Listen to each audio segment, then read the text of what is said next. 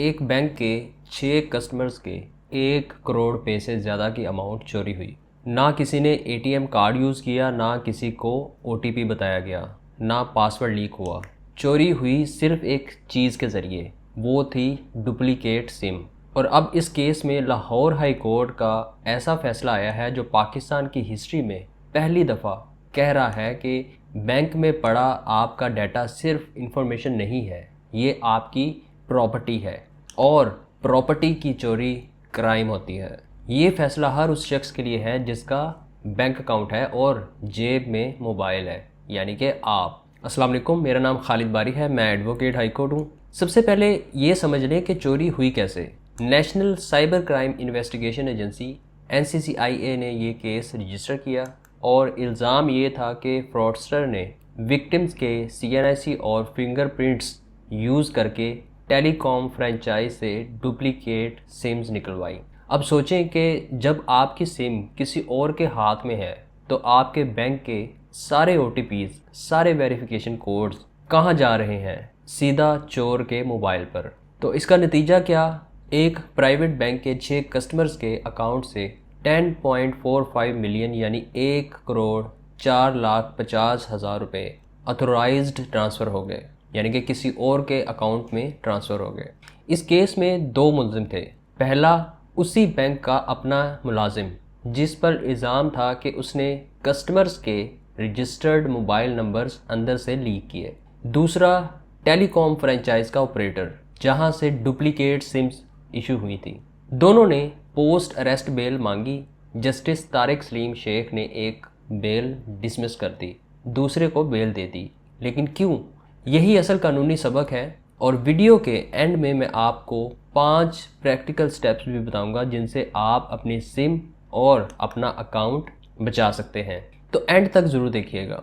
Lahore high court ने कहा है कि बैंक के पास जो आपका कस्टमर डाटा है, account particulars, registered mobile number या पीका यानी prevention of electronic crimes act के अंदर डाटा आता है। और असल गेम चेंजर ये है कि पीका का सेक्शन 27 का सब सेक्शन 2 कहता है कि ये डाटा पाकिस्तान पिनल कोड की प्रॉपर्टी ऑफेंसेस के लिए प्रॉपर्टी ट्रीट होगा। आसान अल्फाज में अगर मैं आपको बताऊं तो जैसे आपका प्लॉट है, आपकी प्रॉपर्टी है, आपकी गाड़ी प्रॉपर्टी है, आपका सोना प्रॉपर्टी है, बिल्कुल वैसे ही बैंक में मौजूद आपका डाटा भी कानून की नज़र में वो आपकी प्रॉपर्टी है। और जैसे प्लॉट पर कब्ज़ा या गाड़ी की चोरी क्राइम है, जुर्म है, वैसे ही डाटे का मिसयूज़ भी क्राइम बन सकता है। कोर्ट ने ऑब्ज़र्व किया कि जब कस्टमर डाटा बैंक के एम्प्लॉय को एंट्रस्ट किया जाता है और वो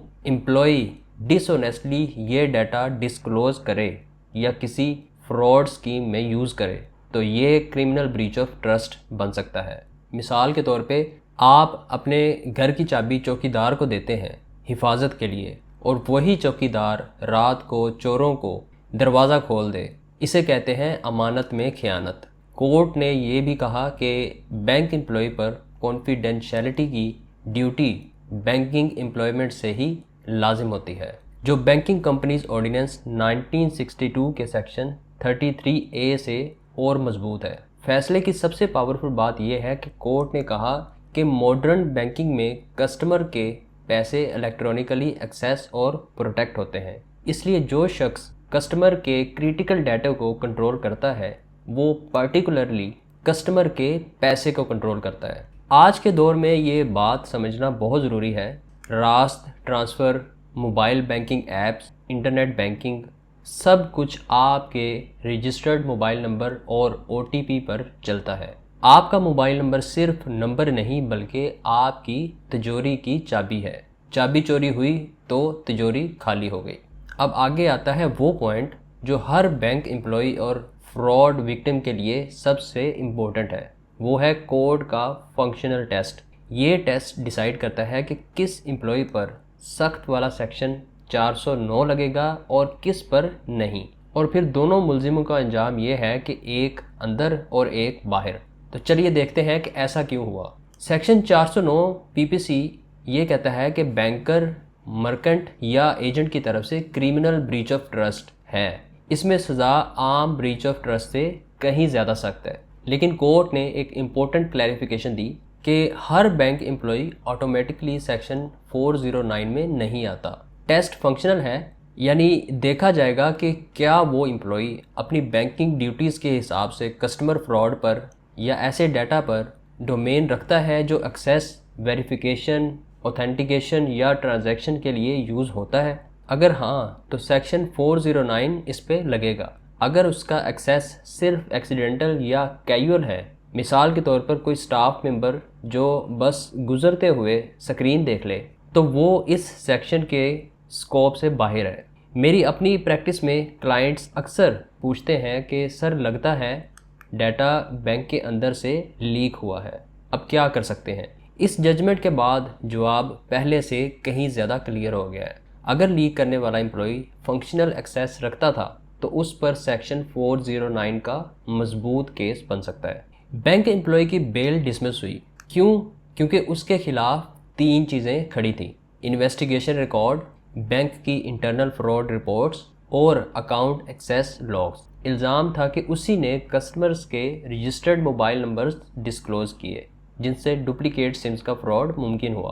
कोर्ट ने कहा कि सेक्शन 409 प्राइमा फेशाई बनता है, इस पर बेल नहीं मिलेगी। लेकिन फ्रेंचाइज ऑपरेटर को 10 लाख की श्योरिटी बॉन्ड पर बेल मिल गई। क्यों? क्योंकि अवेलेबल एविडेंस उसे disputed SIM activations, biometric verification, system की मैनिपुलेशन या फ्रॉड की अबेटमेंट से सफिशेंटली कनेक्ट नहीं कर रहा था। कोर्ट ने कहा कि उसका मामला फर्दर इंक्वायरी का है। सबक यह है आपके लिए कि कानून इल्ज़ाम पर नहीं, एविडेंस पर चलता है। Access logs, fraud reports, digital trails, यही चीज़ें केस बनाती हैं या तोड़ती हैं, और यही चीज़ फ्रॉड विक्टिम्स के लिए भी लेसन है। अपना रिकॉर्ड, अपने SMS अलर्ट, अपनी कंप्लेंट्स सब डॉक्यूमेंट करके रखें। अब वो 5 स्टेप्स जो मैंने आपको प्रॉमिस किए थे कि मैं आपको बताऊंगा। स्टेप नंबर 1, अपने टेलीकॉम ऑपरेटर से सिम पर सिक्योरिटी पिन या लॉक एक्टिवेट करवाएं ताकि कोई आपके नाम पर आसानी से डुप्लीकेट सिम ना निकाल सके।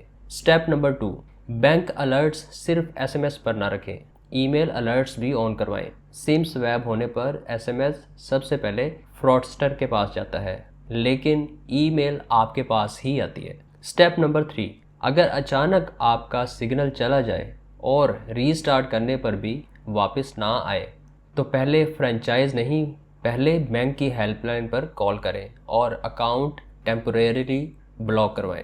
पहले पैसा बचाएं, फिर सिम हासिल करें। स्टेप नंबर 4, अपना CNIC और बायोमेट्रिक वेरिफिकेशन सिर्फ ज़रूरी और ऑफिशियल काम पर दें। हर एजेंट, हर दुकान पर थंब लगाने की आदत ख़त्म करें। स्टेप नंबर 5, अगर फ्रॉड हो जाए तो फ़ौरन NCCIA में कंप्लेंट रजिस्टर करें और अपने बैंक को रिटर्न इंटीमेशन दें, ईमेल या एप्लीकेशन के ज़रिए। सिर्फ फ़ोन कॉल पर भरोसा ना करें। वक्त पर रिटर्न रिपोर्ट आपके केस को मजबूत करती है। अगर आप या आपका कोई जानने वाला सिम स्वैप या बैंकिंग फ्रॉड का शिकार हुआ है, या आपको टैक्स, SCCP, प्रॉपर्टी या किसी भी कानूनी मामले में कंसल्टेशन चाहिए, तो मुझसे रब्ता करें। मेरा व्हाट्सअप नंबर और वेबसाइट आपको यहाँ पे लिखी नज़र आ जाएगी। Thanks for watching, see you in the next video. अल्लाह हाफिज़।